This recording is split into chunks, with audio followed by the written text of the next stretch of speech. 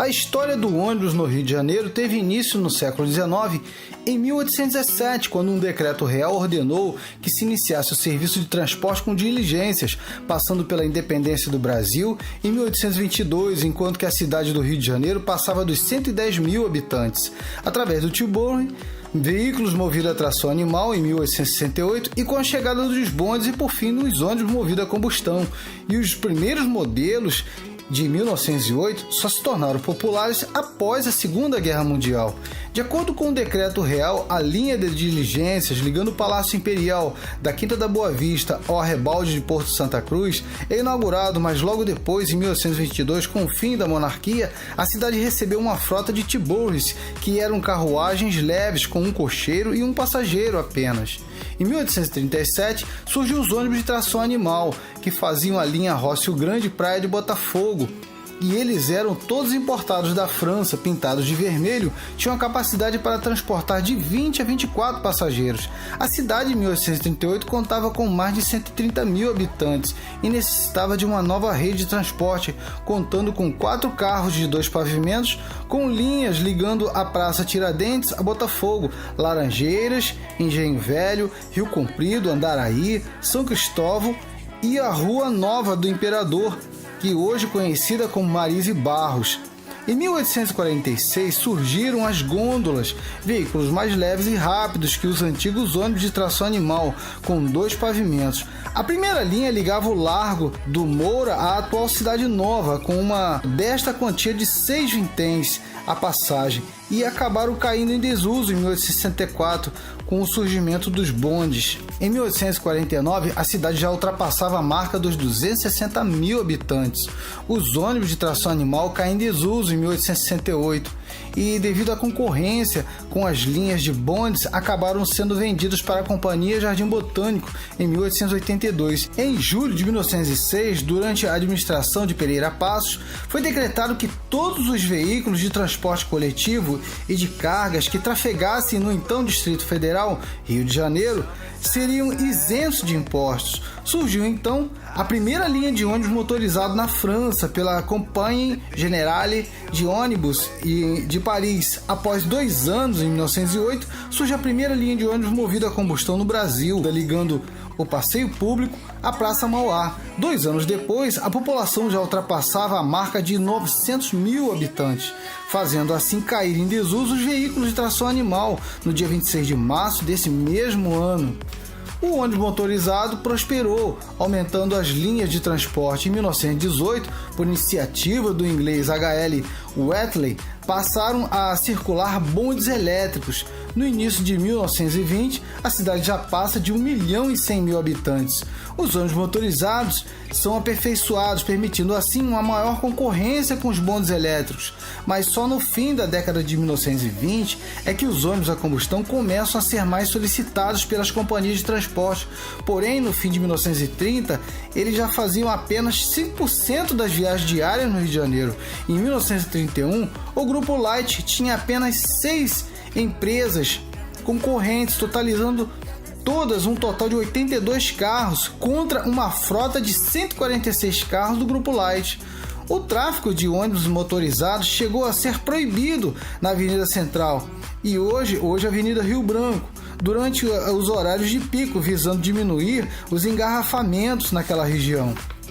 Nos anos de 1930, o tráfego de ônibus crescia desordenadamente pela cidade e, por esta razão, foi baixado um decreto no Rio de Janeiro onde limitava-se o comprimento dos veículos ao máximo de 10 metros e a largura de 2,40 metros. Carlos Lacerda, primeiro governador do estado do Guanabara, em resolução decide que os proprietários de lotações se unissem, formando empresas. Foi então que, no dia 29 de dezembro de 1960, através do decreto número 318, foi criada a Comissão de Reestruturação da Superintendência de Transporte com o objetivo de racionalizar o sistema de transporte coletivo na cidade do Rio de Janeiro. Como um efeito dominó, surgem várias novas empresas de ônibus entre 1961 e 1963. Dentre elas, a Aviação Estrela da Prata. Essa empresa começou a operar com 7 carros, fazendo a linha S7, Bom Sucesso Sulacap, e ela foi substituída pela Aviação Nova Cap.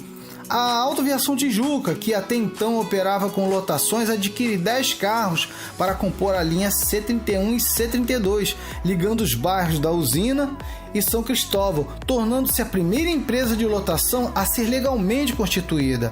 A Alfa, formada por 40 donos de lotações, inicia suas atividades com a linha 422, Usina Copacabana. A Verdun, formada por antigos proprietários de lotações, inicia em 1962 com a linha 215, ligando o Largo da Verdun ao Largo da Carioca.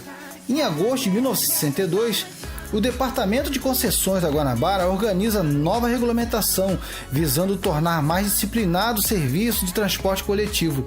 E em 31 de agosto deste mesmo ano, a Comissão Organizadora da Companhia de Transporte Coletivo, CTC, tomava medidas para colocar em operação os ônibus elétricos.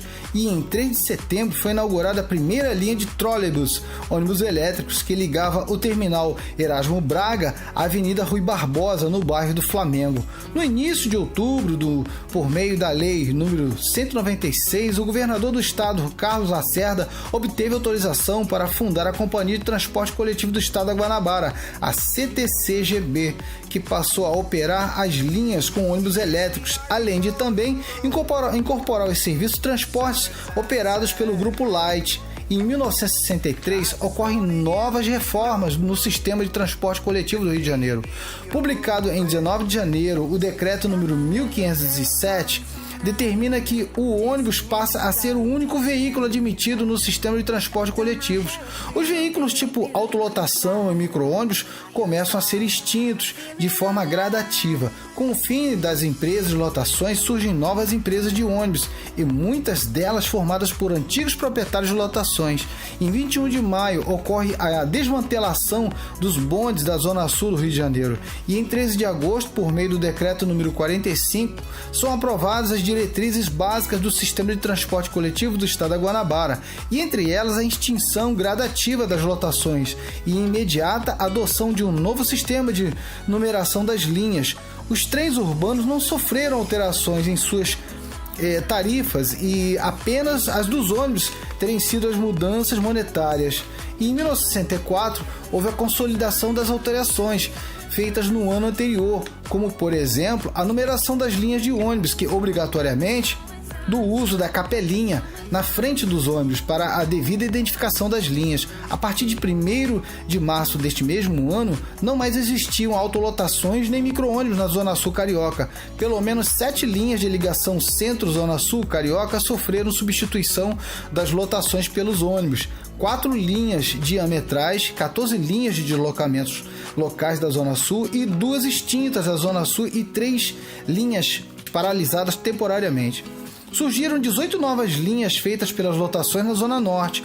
4 linhas substituíram as linhas diametrais extintas ou paralisadas. Também houve a fundação de mais uma empresa de ônibus, a Santa Maria, que começou a operar com as linhas 747 Cascadura Vargem Grande, 749 Cascadura Recreio e a 757 Cascadura Camorim. A CTCGB adquiriu um lote de 50 carros a diesel, fazendo as linhas Candelária, Forte e Candelária Jardim de Alá. Todos os carros com chassi Mercedes-Benz compostos por variantes de carroceria como Caio, Metropolitana, Grace, Sirbe, Sermava e Bons Amigos, onde também circulavam os primeiros carros tipo bagageiros com assentos longitudinais. Também nesse mesmo ano de 1964 ocorreu a demolição dos antigos pontos de bondes no Largo da Lapa, que até então funcionava como ponto final dos ônibus, e também foi inaugurada a linha 232, linha Espaceio, pela empresa Autoviação Tijuca, que depois foi trocada pela linha 226, Grajaú, Largo da Carioca. Gostou do vídeo? Dá um like aí, participa do canal, inscreva-se, compartilha com os amigos, deixa um comentário lá embaixo, interage comigo. Muito obrigado por ter assistido ao vídeo. Aguardo vocês até a próxima oportunidade. Um abraço.